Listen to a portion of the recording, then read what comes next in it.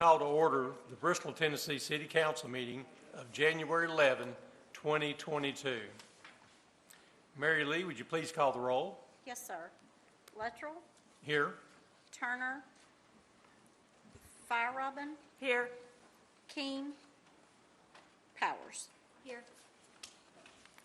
I would like to welcome everyone and thank you for attending tonight's meeting. Your interest in city government is appreciated. There are a number of opportunities to speak on matters of city business this evening. A sheet explaining those opportunities has been made available to you when entering the meeting room. As we go forward with tonight's agenda, I will note each time when the public comment is welcome. In addition, a sign-up sheet has been provided as you enter City Council chambers for those individuals desiring to address City Council during the appearance of citizens section of our agenda. This time I'd like to ask Boy Scout Troop 3 from First Presbyterian Church of Bristol, Tennessee to come up and lead us in our invocation this evening. Following our invocation, the troop will lead us in the Pledge of Allegiance.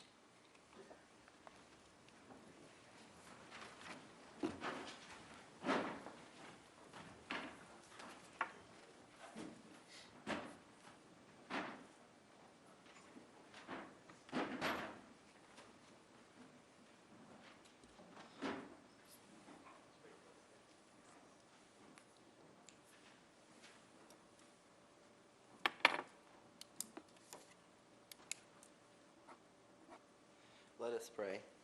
Father God, we thank you for letting us gather here today in this community. We thank you for the leaders and for the community around us. Father, we ask you to bless our leaders with wisdom. We ask you for a spirit of cooperation and, above all else, kindness. Let our meeting tonight be productive and help build strong community. In Jesus' name we pray. Amen.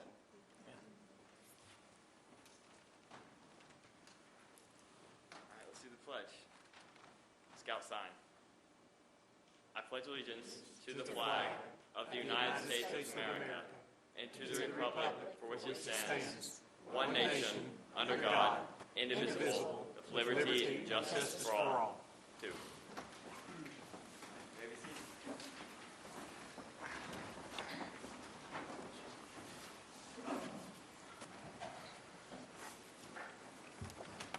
Thank you so much. Mr. Sawyer, do you have any items to be added to the agenda this evening? No, Mayor, the agenda is complete. We have one proclamation on tonight's agenda. We have a proclamation designating January 11th, 2022 as Human Trafficking Awareness Day and January 2022 as Human Trafficking Awareness Month in Bristol, Tennessee. I would like to ask Councilwoman Margaret Robin to read the proclamation. And with us tonight, I believe we have Ms. Gabby Smith, Community Care Liaison with the Community Coalition Against Human Trafficking, and she can address council after the proclamation is read. Thank you.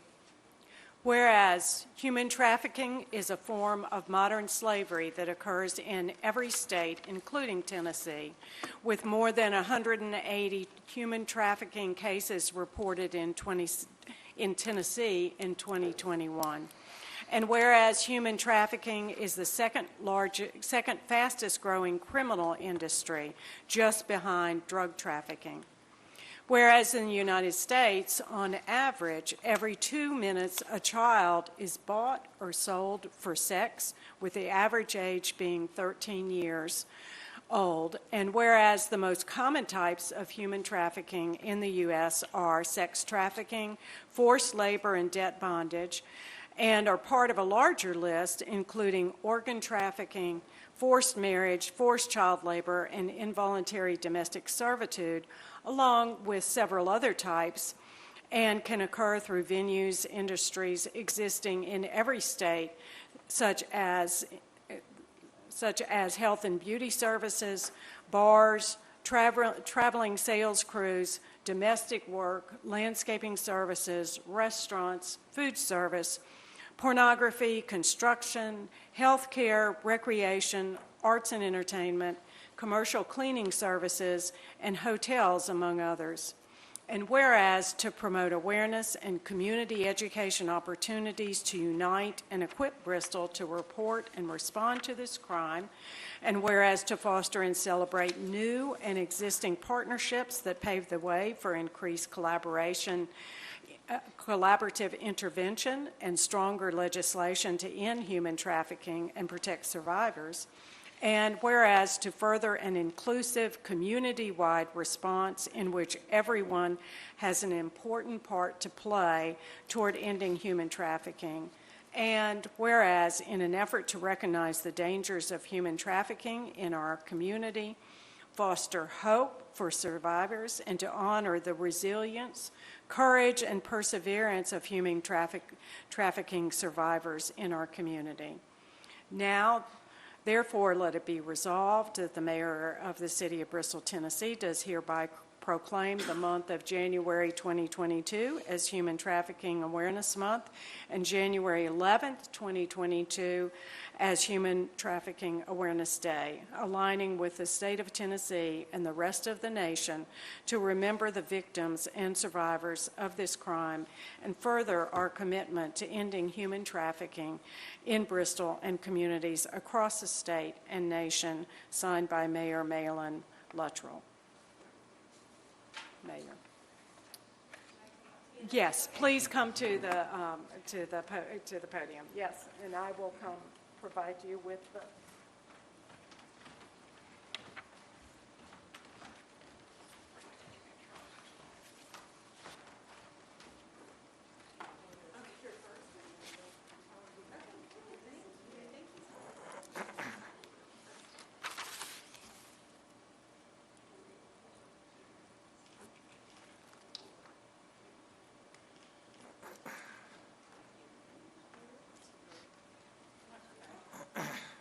Thank you, guys. Thank you to the City of Bristol for having me tonight. My name is Gabby Smith, and I'm with the Community Coalition Against Human Trafficking. We are the point of contact in East Tennessee that services both youth and adult human trafficking survivors. So we do direct services to survivors and at-risk youth.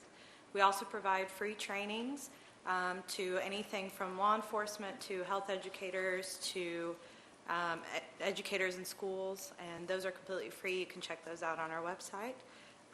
But thank you guys so much for acknowledging this. Human trafficking is something that does occur quite a bit in our little part of the world. It's not a international problem. It's something that happens in our state and even here in Bristol. So thank you guys so much for having me tonight. Thank you.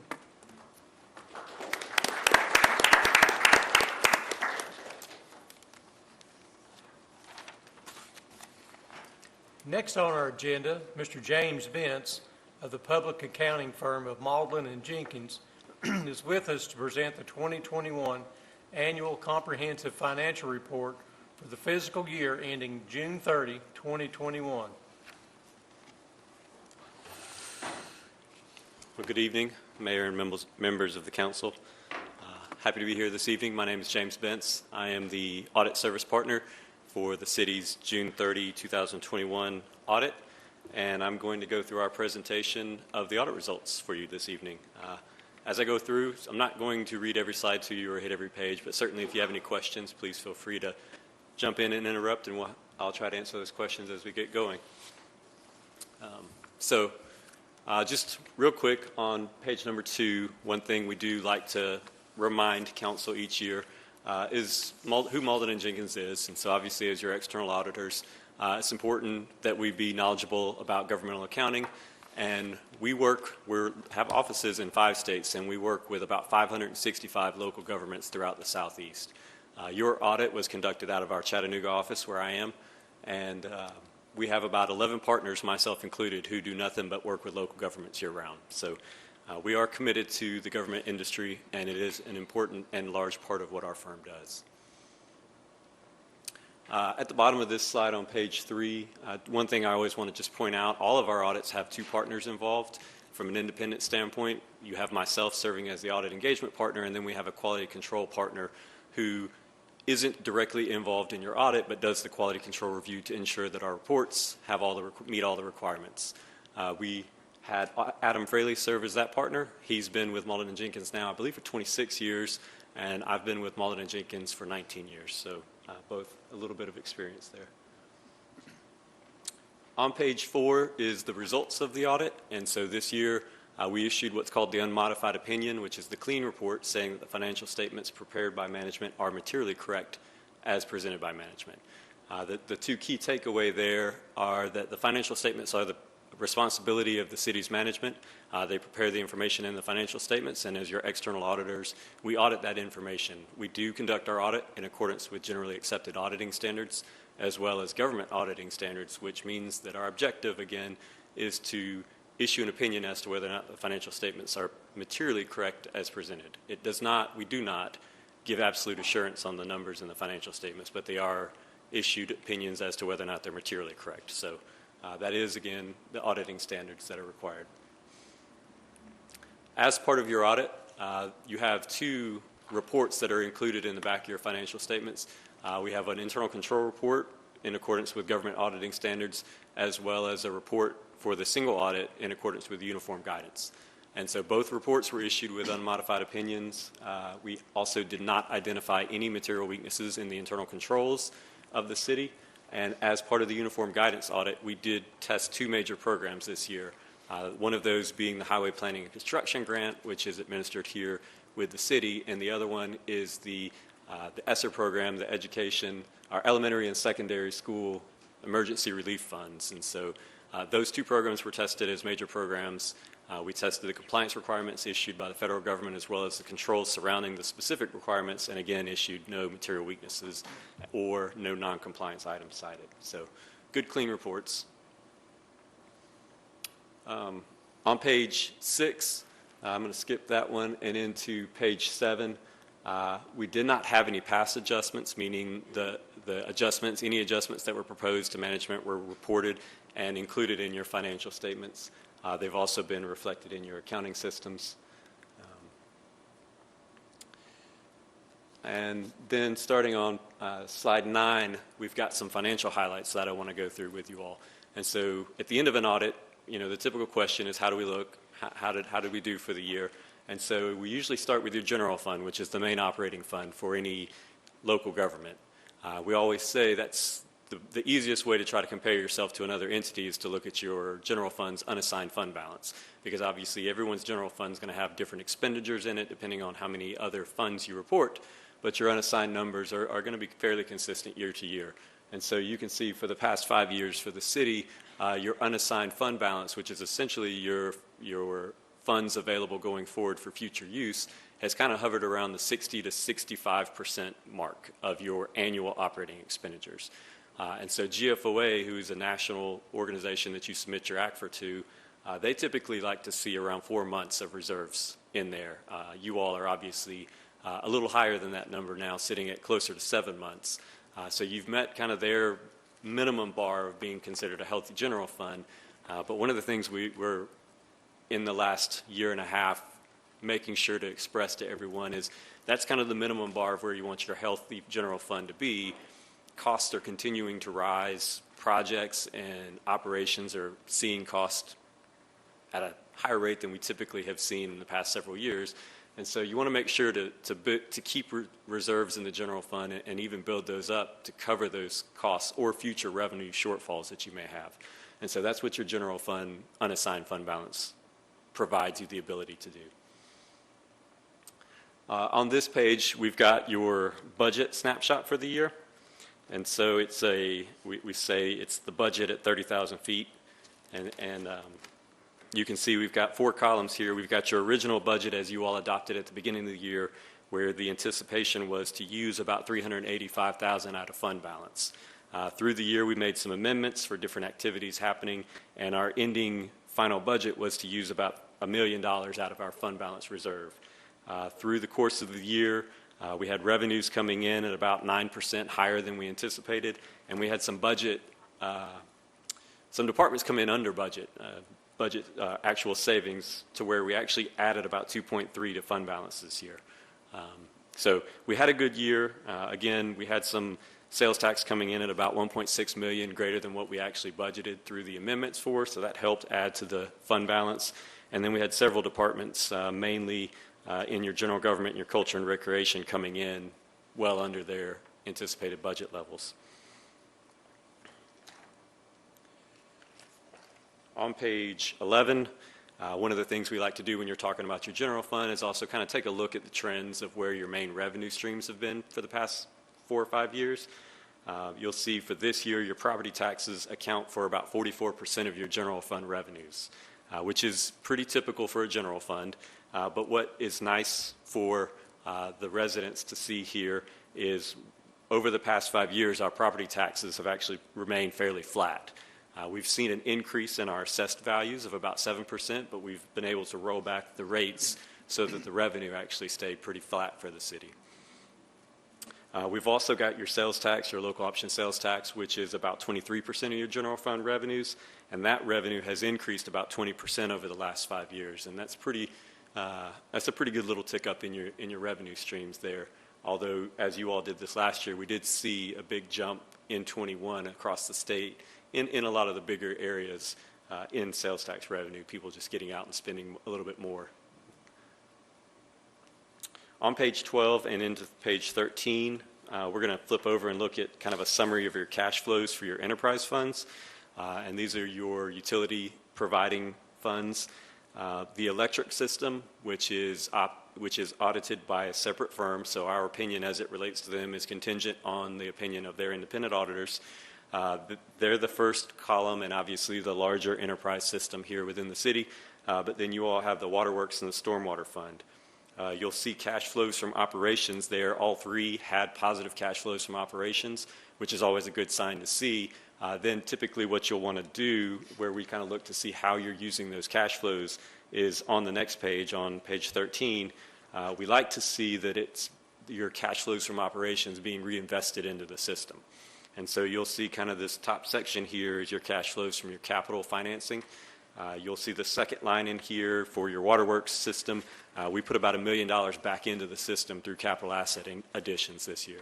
And so we had about $1 million of cash flows from operations, and we're reinvesting it through infrastructure acquisitions, as well as you'll see the fourth item on here, we had about $200,000 in our principal payments on the debt, which is obviously debt issued for prior capital acquisitions. So we're paying for those financed projects now. With that, we had just one audit recommendation, and it's not what qualifies as a material weakness or a deficiency, but what we call management points, just recommendations for improvements that we may see. And it dealt with the Board of Education, just them amending and improving their capitalization policy for how they address capital assets, mainly just to ensure that they're considering kind of the bulk purchase concept. When they make large purchases, maybe of computers, equipment that may not meet their threshold, if it's a material amount, they should evaluate that policy. Then on page 15, I don't know, I killed it.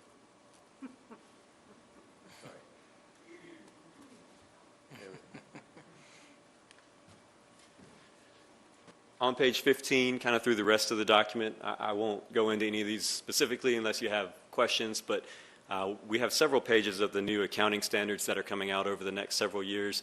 GASB, who's the accounting standard setting body for local governments, has been busy chasing FASB, creating new standards.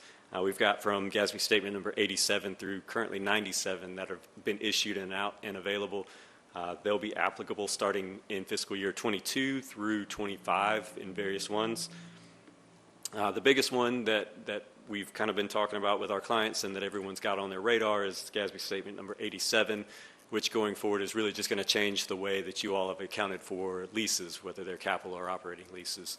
It's going to ultimately add several new line items to your financial statements, identifying essentially any long-term commitment to make payments for the use or the acquisition of an asset. And so management's looking into those. They'll be implemented in fiscal year 22, but it is the biggest change coming down the pipe in the immediate future. These are all here for your information, but we do work with management to make sure they're aware of the ones that are applicable to the city and that they're implemented ahead of their implementation due dates. And the last item in here that I'll flip to is on page 19. 20. One thing that I know management is aware of, but we always want to make sure that governance is aware of. We do offer free continuing education quarterly classes for all of our clients. That includes management as well as governance. We send out an email alert to anyone who's on our listing, and you have the option to sign up and attend the class. They're all virtual classes right now. We are looking and hoping to get back to having some physical in-person classes. But if anyone employed at the city or on governance is interested in signing up for those, Holly can get you in touch with myself, or you can email Paige, who's in the letter on page 21, and you'll get added to our email list for those continuing education classes. So, if you all have any questions, I'd be happy to address them at this time.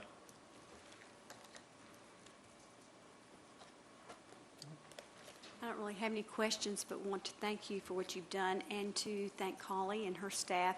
This is no easy task. It's ongoing. It's a day-by-day, year-by-year building of a credible accounting practices and system, and we've been very fortunate to have an extremely talented staff to manage our revenues. And so thank you, Holly, to you and all of your team, and thank you for providing all the information that you've provided this evening. Thank you. I'd just like to give Holly and her staff a hand for. So, and sometimes the financial part, we just kind of take it for granted. So it's great to have these times where we can thank and recognize what goes on behind the scenes and how important it is. So thank you. Thanks. Thank you all.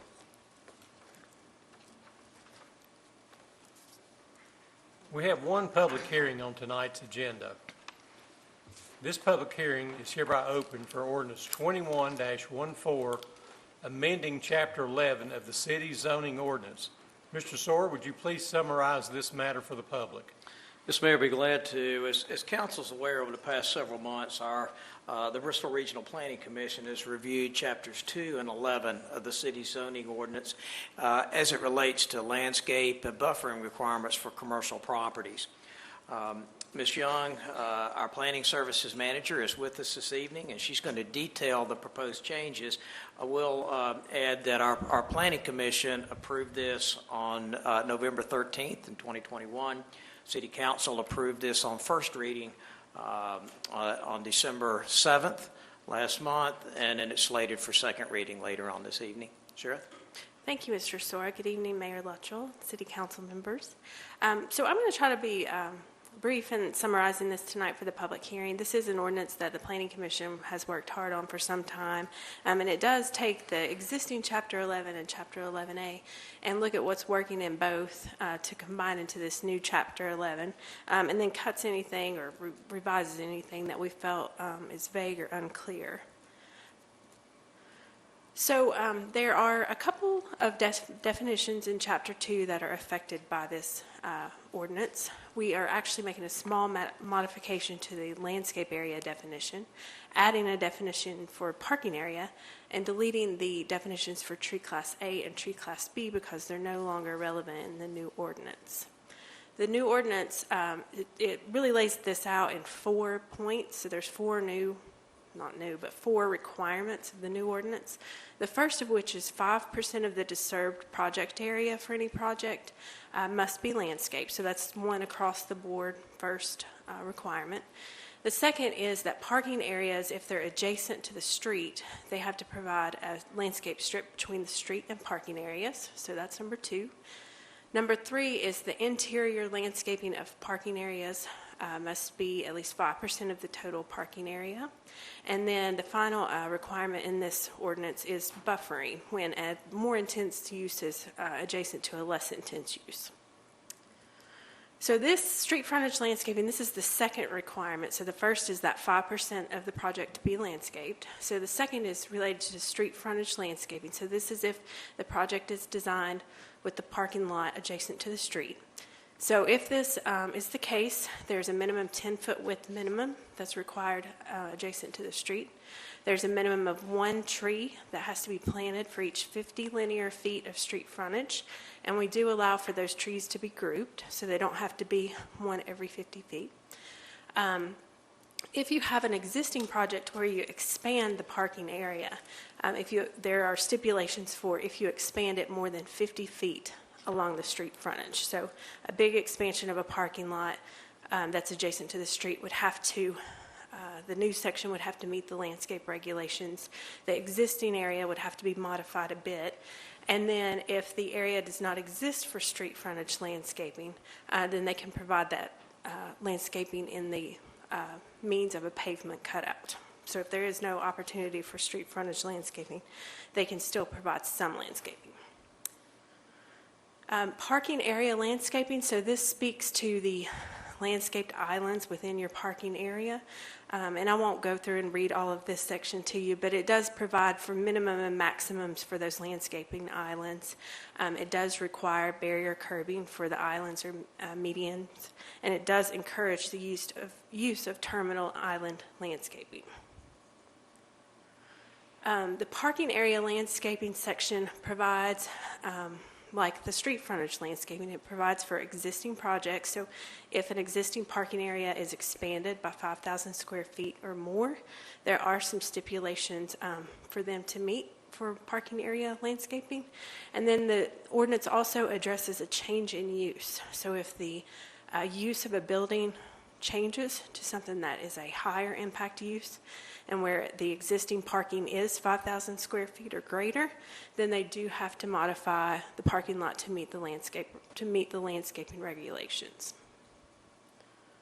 We do provide a couple diagrams just to help facilitate conversation or point out what some of these terms mean to folks if they're not as familiar talking about them. And then one additional change to Chapter 2, so we're making the definition changes in Chapter 2. We're also pulling requirements related to refuse storage containers into Chapter 2, so that would apply across the board. So that's currently in our Chapter 11, and so we'll be pulling that into Chapter 2, so it's clear that the refuse storage area requirements are in application everywhere. And then I did skip up at the top of this screen, I skipped over buffering. But buffering, there is a minor change that we're making. So we have existing buffering requirements in our Chapter 11 that seem to work quite well. So we're just going to replicate those in the new ordinance. But we are going to make a change to say that if a fence is used for buffering, that the finished side does face the neighbors.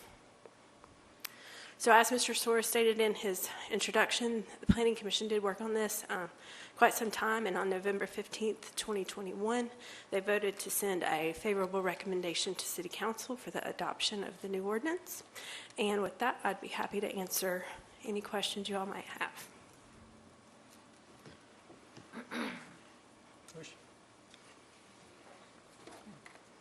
Would anyone in the audience like to address council on this matter? If so, please come to the podium and state your name and address before making your comments. Seeing none, this public hearing is hereby closed. This brings us to the appearance of citizens section of our agenda. This section provides an opportunity for the public to address City Council on any matter that is not on the printed agenda for formal consideration. Comments are limited to matters of city business only. A response will not likely be made at this time, since in most cases neither the council nor the city manager will be prepared to effectively respond to the concern. The city manager will look into this matter and report back to City Council, or, as appropriate, have staff meet with you in an effort to satisfy your concern. Comments are limited to 3 minutes per individual and are not transferable to other individuals. Groups are encouraged to select a spokesperson to represent them. And it doesn't look like we have a list tonight, so we'll go ahead and move on based on that then. Just ask if anybody wants to speak. Okay, does anyone want to speak? I'm sorry about that. Yeah. Okay. Now we'll move on. We have no appointments to be made on tonight's agenda, so let's move to ordinances and resolutions. First item in the second reading of Ordinance 21-14, amending the Chapter 11 of the city's zoning ordinance as it relates to our landscaping requirements for commercial development. Staff summarized this issue to the public during the public hearing earlier this evening. Does any member of council have questions for staff? I don't have a question. I do have a comment. I think, when we get into things like landscaping, oftentimes it's not greatly appreciated. And I think what we have to understand is that we live in a community that is not static. It's constantly evolving. And landscaping indirectly plays into the role of economic development. And to be sure that we're consistent in the landscaping throughout our community, especially within our business districts, our residential as well, it's really important. People don't want to come into a city that's not kept, it's just very happenstance, it doesn't look organized. And so our planning department and our planning commission have worked very closely on many things over the past several years to help our community to continue to evolve, to be progressive in its look, to be attractive, not only for those of us that have lived here forever, but for younger people coming in. People have a choice as to where they live, and so they compare. If you live within our region, it's very natural for people to compare different communities in our immediate area as to where they would want to live. So whereas landscaping may not seem like a hot topic, it is very important, and its implementation is equally important. So I commend the planning department, Tim, Sheriff, all of your staff for doing this, and of course to you, Margaret and Malin, for being members of the Planning Commission that have worked so hard on this. Okay.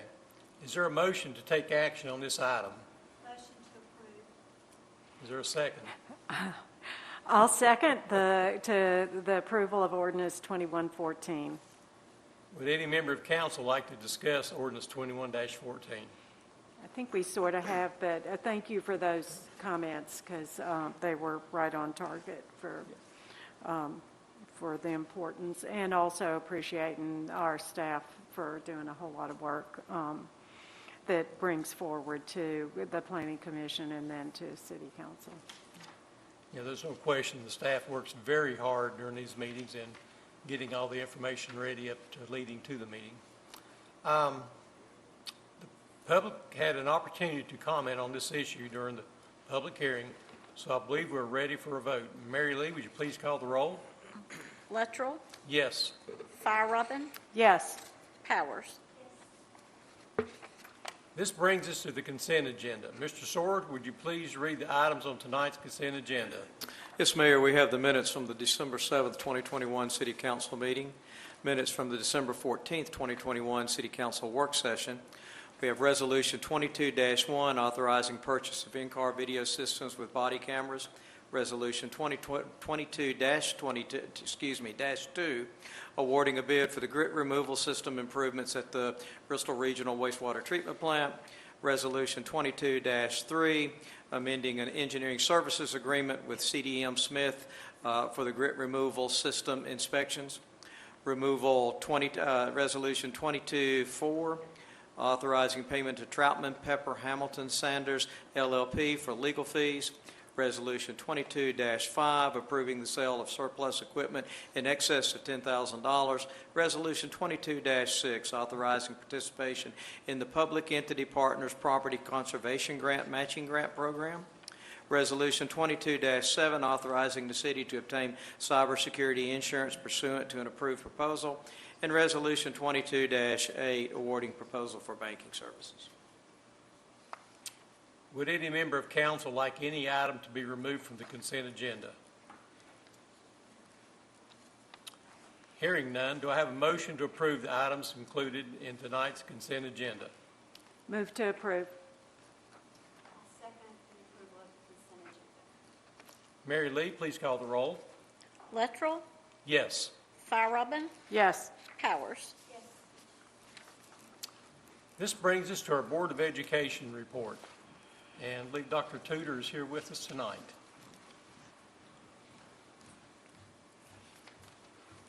Good evening, everyone. It's great to see you. I'm sure you were hopeful you could get through a meeting and not talk about the landfill, but I'd like to take this opportunity to publicly thank you all for your diligence in trying to come to resolution. As you're aware, it continues to be an issue. It's an issue in our school district.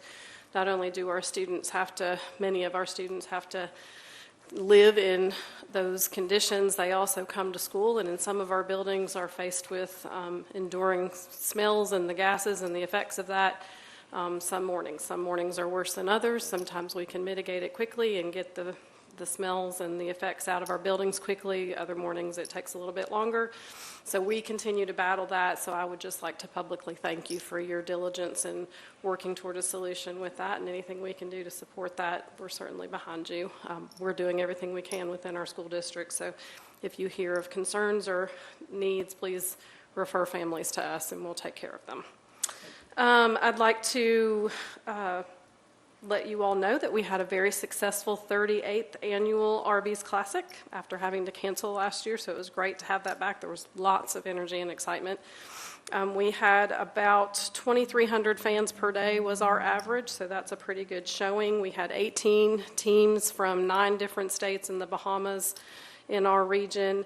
We heard numerous comments. You mentioned landscaping, such a small, minuscule thing, but we had lots of comments about the beauty in which we live in our community and our surrounding area and our hospitality. So thank you for what the city of Bristol, Tennessee does for that. We had lots and lots of family members and members of our teams and coaches comment about our region. So I think we're blessed to live where we are and be able to have the events that we do. So thank you for, I think that's a big thing, even though shrubs and trees seem small, but it's a pretty big thing.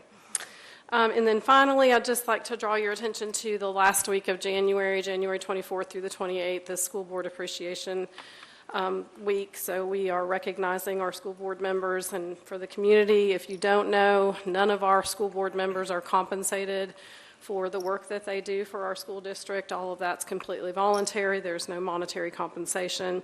I'd like to recognize our folks. They do a lot for our school district. Obviously, they set policy and make sure that we manage our funds and our resources fiscally responsibly in our district, but they always take the needs of our students into consideration above anything else. So I commend them for that, and I'd just like to publicly recognize them. We'll do that, of course, at our board meeting coming up, but Chair Derek Linkus is serving in his second term. Vice Chair Eric Cuddy is serving in his first term.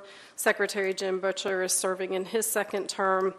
Board Member Jill Harrison serving in her second term, and Board Member Nelson Powell is serving in his third term. So I'd like to draw that attention to you and let you know that we will be celebrating them this month and appreciate their service as we do yours. Do you all have any questions for me? It's a quick meeting. To say this. Saturday, we had the opportunity to go and watch our first grade grandson play basketball. It was probably 30 of the most entertaining minutes that we have had here recently. Our Parks and Rec department had done that in the past, and it was great to be in Fairmount School on Saturday. It was such an overwhelming sense of community. We saw all the different grade levels, all the different schools coming together, and it was truly a wonderful community moment. Thank you. Thank you. I appreciate that. We could learn from your Parks and Rec department. We took on something way bigger than we were anticipating. We were expecting, 60 or so students or student athletes wanting to play, and we have, 600 combined with basketball and cheerleading. So we were not fully prepared for that. We have learned from the first round of games and hope to improve each time, but thank you for that. We've had a lot of very positive comments. Cheerleaders were just Long amazing. we definitely needed it. It was something that we've missed in our community, so thank you. So, Anything else? Dr. Tudor, before ma'am. you leave up there, could you speak to the legislation and why it's important for us, for our legislature to be looking at school funding, et cetera, and just Sure, yeah. briefly make a point about what's going on and what we hope will happen? Well, as you all were fortunate enough to do, the state of Tennessee has also experienced a surplus in their revenue this past year. I believe it's something like $3 billion of revenue. And so, first of all, the timing is right for the state of Tennessee to consider a change in school funding. Our current school funding model, which is called the BEP, Basic Education Program, has been in effect and around for about 30 years, and it's very outdated and antiquated. 29 states in the United States have shifted to a student-based funding model. We are currently utilizing a resource-based funding model. So the shift is to try to move us toward a student-based funding model, which in a quick overview just allocates a base amount per student and then adds additional weights based on additional needs. Economically disadvantaged, for instance, or students with disabilities would carry more weight and therefore require or provide more funding. Examples that I presented some of this information to a community group this morning, and examples of some of the things that are the reason for driving this is that we're not fully funded for many of our positions in our district. We fund locally based on your dollars, county dollars, tax revenue, that sort of thing.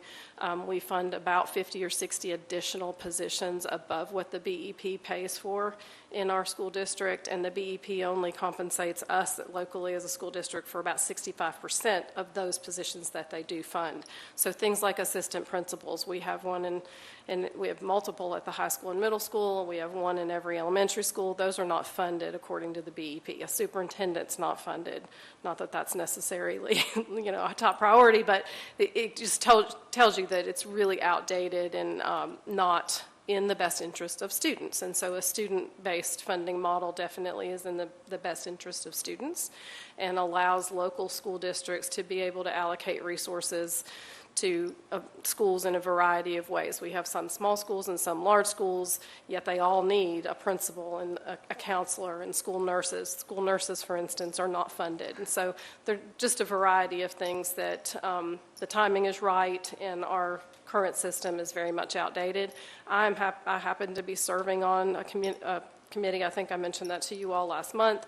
We have 2 more meetings before we will send a recommendation to the commissioner and the governor, and then a steering committee will make a final recommendation which will be presented to the legislators for this spring session. I'm not necessarily optimistic that a funding model can be overhauled and changed by next school year, but the timing is right to take advantage of it if at all possible. So if you have particular feedback or input into suggestions and making sure that we, account for whatever your preferences and priorities are, certainly pass those along to me. I'm happy to represent that at the state level. We also have ways for you to submit that directly to the state if you'd rather, but I don't know if that answers your questions. That's a lot of information. No, that's great. Very helpful. Thank you. Anything else? Okay. Thank you. Thank you. Next, we'll move into the city manager's report. Yes, Mayor, we have a busy month ahead of us. I'd like to remind council of a gathering here tomorrow evening as we will have our public meeting and presentation by Green Toxicology regarding the independent public health assessment of the Bristol, Virginia landfill's impact on ambient air quality. The meeting will commence at 6 p.m. in the gymnasium. We also will live stream the meeting, which will give an opportunity for those who do not want to meet in person. We will have an opportunity certainly for question and answers during that meeting following Dr. Green's presentation. We will also have present with us tomorrow evening representatives from Trinity Consultants who were on the landfill site and collected the samples for any questions that might be specific to their role in the study and their observations. Then also, for anyone who wants to participate electronically, they will be able to follow the directions scrolling at the screen, much like we did during the pandemic when our meetings were held electronically, that will provide information as to how they can submit questions to either Dr. Green, and her partner, or to Trinity Consultants. Also, on Thursday, we will have a call work session that will commence at 9 a.m. in our annex. We will receive a presentation from the Advanced Bristol Foundation, which is a group of private sector individuals who desire to share their vision and collaborate with City Council on moving this community forward in the future. Following that meeting, immediately following that meeting, we will have an attorney-client session to further discuss the landfill. On Friday at 7:30 a.m. in the H.P. King Room of 620 State, we will meet with our state legislative delegation, and this will be much more informal than we have in years past. We will certainly discuss the proposed charter amendments consistent with our need to move the selection of mayor and vice mayor, but also we'll discuss matters of mutual interest and engage our legislative delegation as to how we as a city can help them in their responsibilities. We'll have our normal work session on Tuesday, January 25th at 11 a.m. In the annex. And then last, we want to support our Chamber of Commerce in their annual award meeting and luncheon. This will be Friday, January the 28th at 11:30 a.m. It will be at Delta by Marriott, which is the site of the former Holiday Inn at Exit 7. So, like I said, a busy month, and we look forward to working with you along with staff as we go through the month. Okay, thank you. City Council comments. There's so many of us here tonight. It's our opportunity, right? I could go ahead and go. I think the main one I have is Monday is the Martin Luther King Jr. holiday. And last year we were afraid, the group that plans it, a committee, along with YWCA and other partners, we were afraid not being able to do stuff in person. How were we going to do this? And we ended up doing more things last year than we've ever done before. This year, we're backing a little bit backwards from that and continuing to watch how much we hold in person. We have loved our gathering and walking to the train station for a program, but we are not doing that again this year.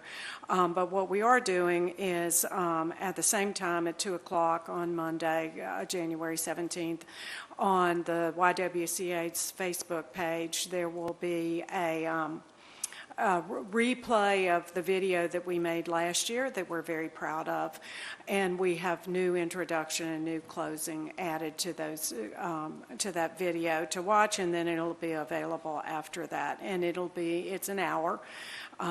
So sticks very close to that time. The other for gathering in person that evening, King University has a talk at Lee Street Baptist Church with Natasha Sistrunk Harrison.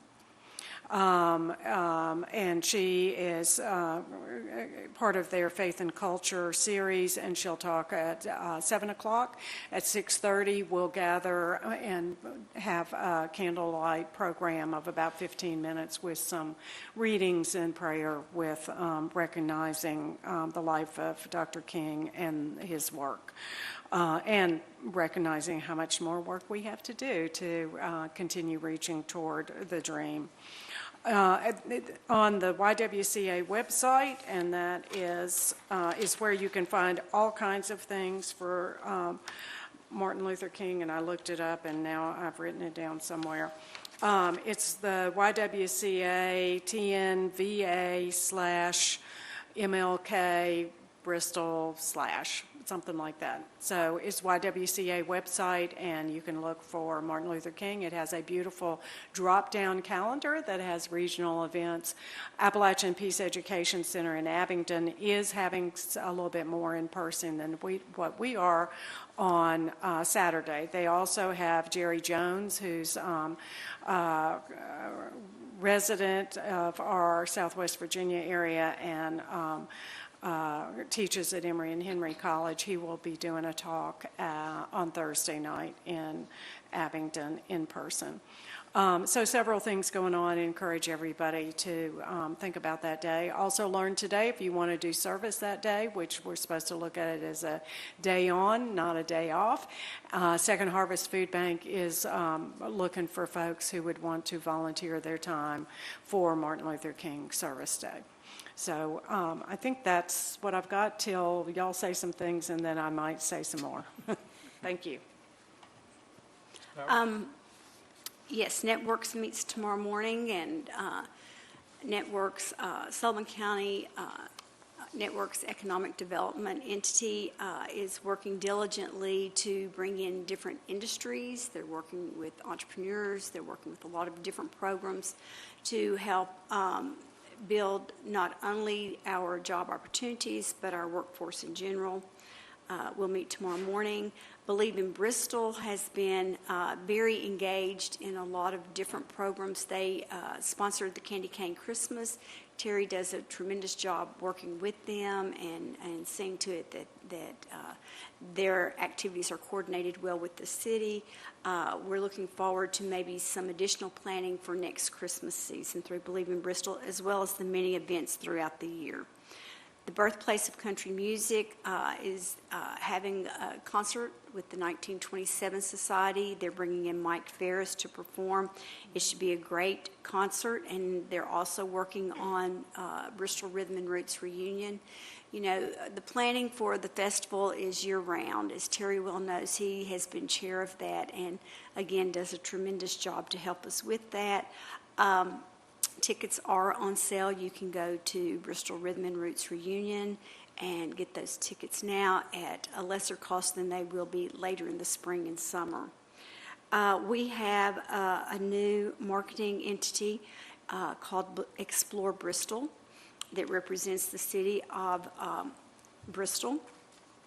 And they've done a tremendous job. If you are on social media, and take a look at it on Facebook. We've had several travel writers in from across the country, and they are working diligently to share our tourism opportunities within our region and across the state as well as the nation.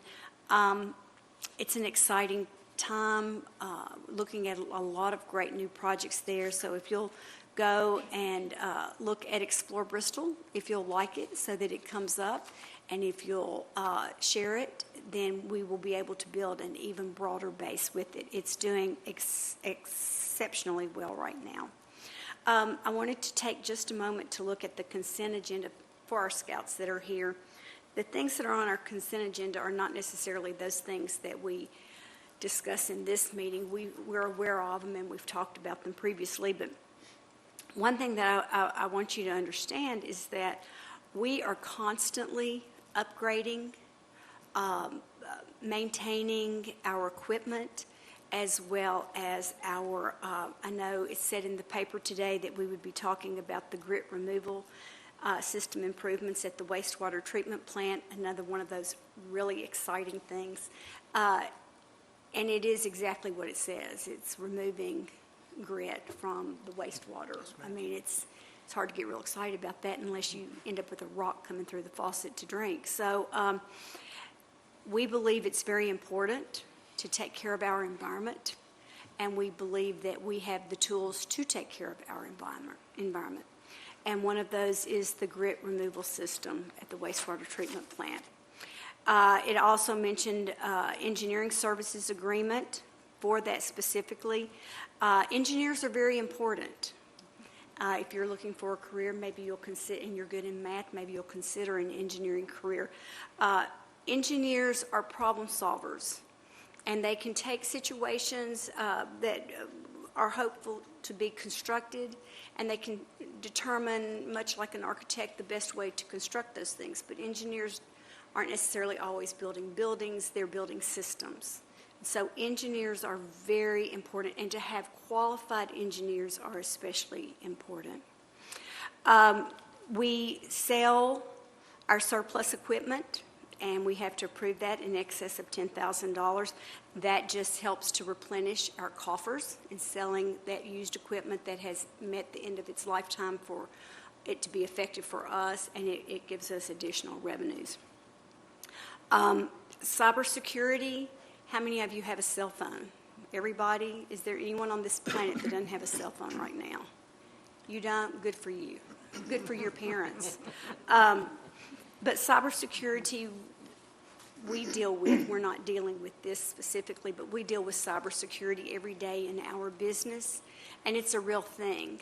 So you want to be sure that you have all of your information securely passworded, locked, change your passwords on a regular basis, because there are bad people in the world, and they want your information, and if they can get your information, then they can do things with it that will just be a headache for you.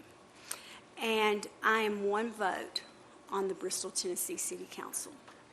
And I will say this, and this is all that I'll say about the landfill, is that it is my intent that there are only two options, is that it's completely resolved so that we are no longer living in what we've been living in, but ideally it will be closed. So, resolution completely, and so that we don't have to put ourselves back through this, or closure. You know, you've seen the signs around town, fix it or close it. I think that's the best, most succinct way to say it. Thank you. Thank you, Lee. Before you say anything more, I'll take other people's time that aren't here, but so, yeah, I failed to, again, recognize Sam Weddington, who's here, and other folks who have been active with the landfill issues, but appreciate your action and continued facing of the problem, and hopefully we can together work to make things better. Also, just wanted with our meeting Wednesday night, the recognition of our tech IT folks. Just setting up meetings like that is not easy, so just want to say thank you to our department and what it takes to do that, and also with cybersecurity that is so much harder every day than it probably was 2 years ago, 5 years ago. Et cetera. So appreciate y'all, and also want to recognize and thank Dr. Tudor, y'all, the teachers, also our healthcare workers, other service providers. As y'all know, everybody is just exhausted. This is really hard. Everybody is short-tempered. Everybody has lost a lot of patience. And so I would just beg everybody who is participating in any way and watching that vaccination does help. It makes a difference. It can make a difference on how long we keep dealing with this. Also, when you're in groups or close to people, I know I've had a couple times where I didn't know if I might have COVID or find out that somebody I had sat across from had been seriously exposed. So when you find that out after you have not worn a mask, you really wish that you had participated with masking. So just encourage everybody to, if you haven't vaccinated, seriously consider doing it, and wear masks when it's appropriate and helpful when you're close to other people who may or may not have been exposed. So, and do it for our teachers, do it for our healthcare workers, do it for our service providers, do it for your family, do it for yourself. Thank you. Thank you. I'll follow up. That's a good point. I'll follow up to say I would encourage everyone to meet with their healthcare professional. There are some in our community that are vulnerable, that cannot be vaccinated, and I think it's important that we recognize that. And so it's very important that you meet with your healthcare professional to be sure that a vaccination is appropriate. And I know we have family members that have blood disorders that cannot take a vaccine, and they have felt at times alienated in situations, and they follow other protocols, but please consult with your healthcare professional. Thank you. And that would also include health department. Some folks don't have Right. access to health care. Right, but health just- department folks, other people who provide health care. But Absolutely. very good points. Thanks. My turn. Your turn. No, we're going to talk some more. Lee, keep going. I'll second. First of all, I'd like to recognize our County Commissioner, David Akerd, for being here tonight. He's getting ready to go out the door, and he's getting a little antsy. He's probably getting a little sleepy, really, actually.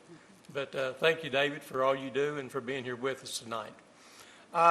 Just want to reflect just a moment on the scout troop that's here tonight. You know, it's very refreshing to see such a large group of young men and young women here tonight in leadership roles and participating as a scout. You know, you guys are the future. I mean, whether you sit there and think it or not, I mean, you're the future of a society.